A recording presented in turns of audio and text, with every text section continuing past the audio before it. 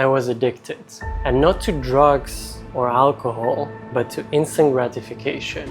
Constant distractions, endless cravings, and no focus. Movies, gaming, porn. Biggest companies in the world are paying experts to keep you hooked to all these platforms. 10 days. 10 days is all it took for me, from being glued to my phone to being clear, focused, and free. Let me show you how I did it. Now, this is not a quick and easy tool to fix your life. This requires a lot of work, a lot of patience, and I like to compare it to self-psychotherapy. You will go deep and you will experience a lot of mental and physical pain, but it is so worth it. Me 1 year ago, I hit my low. And to introduce change, I started watching all these popular channels from Alex Hormozy and David Goggins and maybe even Jordan Peterson. And to some extent, they do help. And they did help me, but it was always like a surge of motivation and then a low drop of back, being glued to my phone, being addicted to games and movies, and not working on anything meaningful. And now, this. People losing their shit over their virtual lives.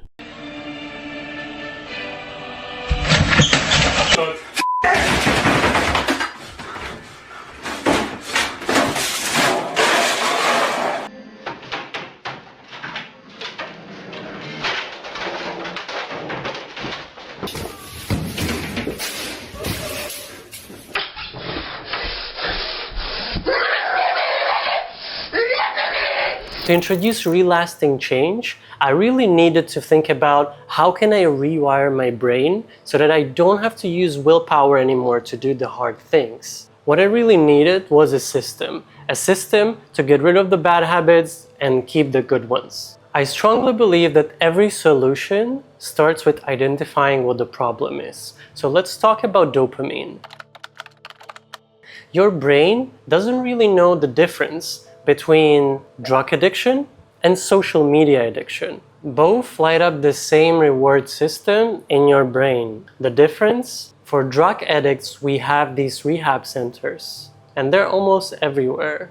But for social media addicts, movie addicts, gaming addicts, what do we have? No one is treating social media addiction seriously enough. Dopamine is what drives you to act. It's that rush that you get when you eat a dessert or hear your phone notification ping. But dopamine isn't just about pleasure, it's about motivation. Think of dopamine as your brain fuel. There is a baseline level, let's call it the default setting. This is the level of dopamine you have when you are at rest. Your brain needs this baseline to keep you motivated for things like learning, working, exercising. When you experience something rewarding, your dopamine levels temporarily spike. That's normal. But here's the catch. Every time you flood your brain with dopamine for things like binge eating or TikTok scrolling, your dopamine levels drop. And a lower baseline means your brain needs way more motivation, way more willpower, way more videos from Alex Hormozy to keep you motivated to do things. Tasks that used to feel satisfying, like learning, working, or just taking a walk, don't feel satisfying and rewarding anymore. Why? Because compared to constant hits from notifications, normal activities feel really boring. A study published in Nature Communications in 2021 found that excessive dopamine release due to constant stimulation can dull the brain's reward system. This makes you crave more but enjoy less. In short, we're training our brains to be both lazy and overstimulated at the same time. Now, let's talk about boredom. Most of us hate it. I hate it. You hate it. Everybody hates it. We want to do fun things. But here's the thing. Boredom isn't the enemy. In fact, it's essential for a healthy dopamine system. When you're bored, your brain resets. It allows your dopamine baseline to recover. This recovery process is crucial. It's what restores your motivation and creativity. And this study over here found that periods of boredom improve problem solving and creativity. But if you try to fill every moment of boredom with a quick scroll or a snack, you're robbing yourself of that restoration that your brain needs. Instead of resetting, your dopamine baseline keeps dropping even lower, making you feel restless, maybe even shaky, anxious, and constantly seeking stimulation. The average person checks their phone 96 times a day. And me personally, I checked in my iPhone and I had 8 to 9 hours per day of phone usage. That's insane. If you have an iPhone, you can check yours by going to Settings and Screen Time. I have a daily average of 1.5 hours. Apps like Instagram and TikTok are built to keep you hooked, using algorithms designed to exploit your dopamine system. Instant rewards are everywhere now. No effort, no waiting, just dopamine on demand. The result? A restless, unfocused society that struggles with productivity, patience, and long-term fulfillment. That was me, restless, unmotivated, always seeking the next hit. Until I discovered the practice that forced me to reset my dopamine system, embrace boredom, and rediscover focus and contentment. Imagine this, 10 days of silence. No phone, no talking, just silence. Just you, your breath, yourself, and your thoughts. Sounds extreme, right? But that's what helped me. On the first day, I nearly cracked. My brain was on complete withdrawal and I had all the addict symptoms. But by day 3, something magical has happened. My mind started to be quiet again. The constant craving for distractions evaporated.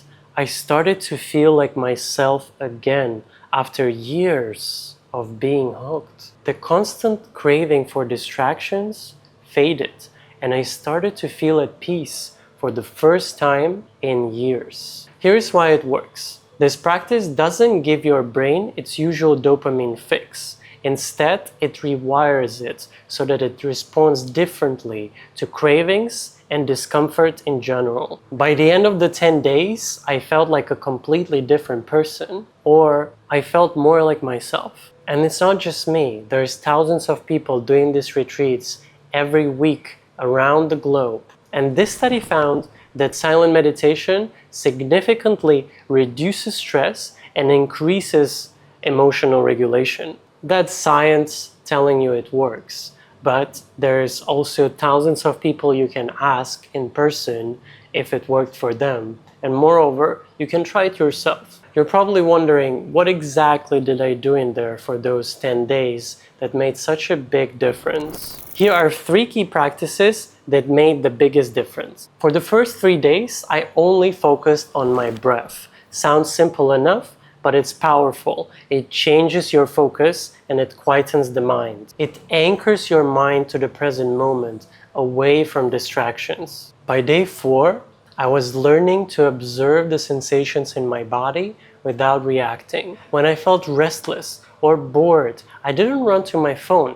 I just sat with it. This trains your brain to stop chasing instant relief. And the last thing, complete disconnect. No phones, no distractions, no external stimulation. My brain was forced to recalibrate. It was like hitting a hard reset button. These practices are why silent meditation like Vipassana works. It's a full-on system to rewire your brain. And the best thing is, you don't need to attend a 10-day silent retreat to incorporate these practices right now. Here is how you can apply the practices in your everyday life. 1. Start small. Spend just 2 minutes a day observing your breath. 2. Set an hour during the day where you're completely device-free. Or you can do what I do, which is setting a day in a week where you don't touch any devices unless absolutely necessary. 3. Focus on one thing at a time. Whether it's eating or working, don't multitask. Our brains are not capable of that. They're just switching really fast between the tasks. So do just one thing. 4. When you feel the urge to check your phone, pause, close your eyes, and observe your breath. Just 3 breaths is enough. Just notice the feeling in your body and get used to recognizing that feeling. You can check your phone after if you have to, but learn to notice the feeling. And 5, dedicate 10 minutes a day to noticing sensations in your body. You can just sit down and close your eyes, or you can walk, but notice how does it feel to be you. These small shifts will retrain your brain, just like Vipassana did for me. It's been 6 months, and here's the crazy part. I don't even miss my old habits. My focus is sharper, I'm more productive, less stressed, and genuinely happier. Before Vipassana, I needed constant stimulation, constant entertainment just to feel okay. Now, I can sit in silence and feel at peace. And it's not just me. Studies show that practicing mindfulness and reducing screen time greatly increases your quality of life, decreases stress. Breaking free from dopamine addiction is not easy, but it's worth it. It gives you back control. It's like you're back in a driver's seat. It's like you're not on autopilot anymore. You're back driving the car. You're back in control. The 10-day retreat gave me the tools to reclaim my life. But for you, you don't need to attend the retreat to make changes today. Remember, start small and stay consistent every day, and you will notice the difference. But if you want to go big, go to the Vipassana retreat. Before you do though, watch this video that I made about the things that I think you should know before you do.